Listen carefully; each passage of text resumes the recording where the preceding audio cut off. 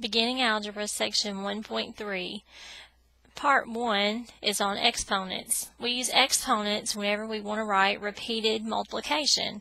For example, if I had 2 times 2 times 2 times 2, instead of writing out 4 2's, I could write this as 2 to the 4th power.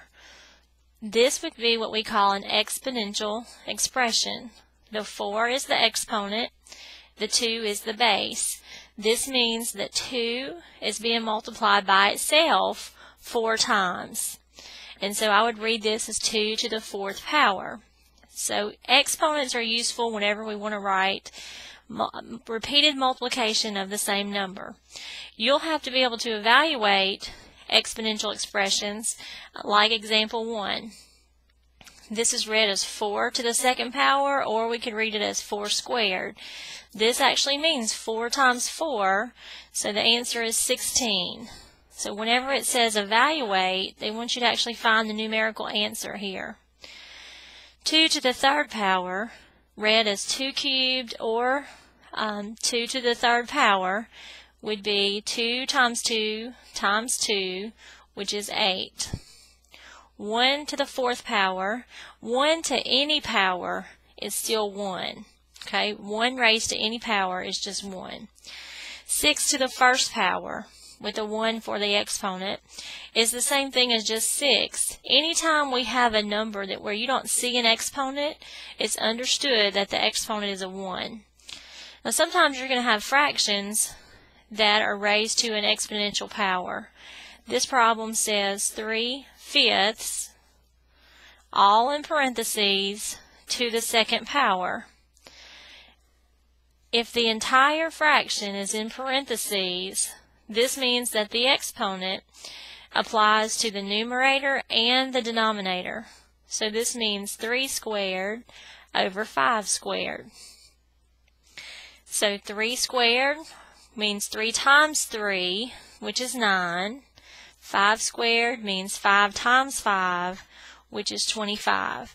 And any time that you get a fractional answer, make sure that it's been reduced to lowest terms. In other words, will anything divide into 9 and 25? If not, then you know that it's reduced in lowest terms. So this is exponents. Part 2 is on order of operations, and this is one of the most important sections that we will talk about in beginning algebra. The order of operations tells us which order in a problem, which operations should be done first, second, and so on.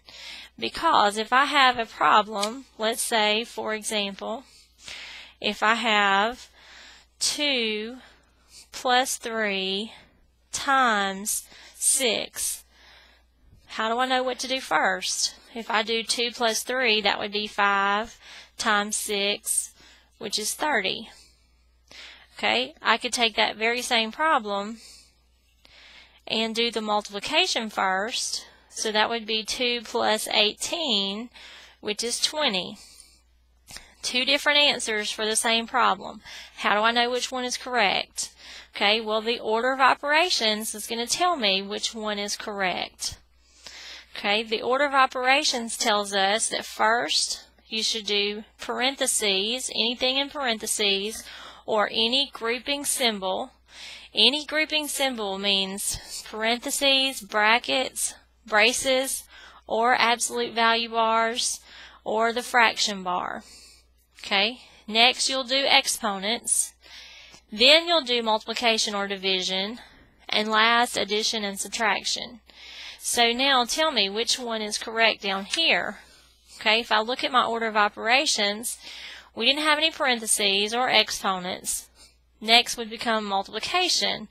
So I had to multiply first and then add. So this one's incorrect. 30 would be the correct answer. Okay, as I said, order of operations is very, very important as we look at our future problems in beginning algebra.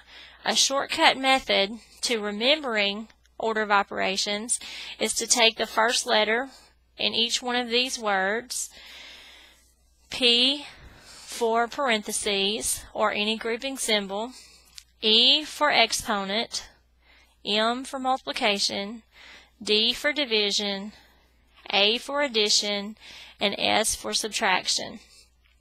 And you can just remember the word PEMDAS, or you can remember the sentence that we could go along with this, which is, please excuse my dear Aunt Sally. Okay, parentheses, exponents, multiplication and division, addition and subtraction.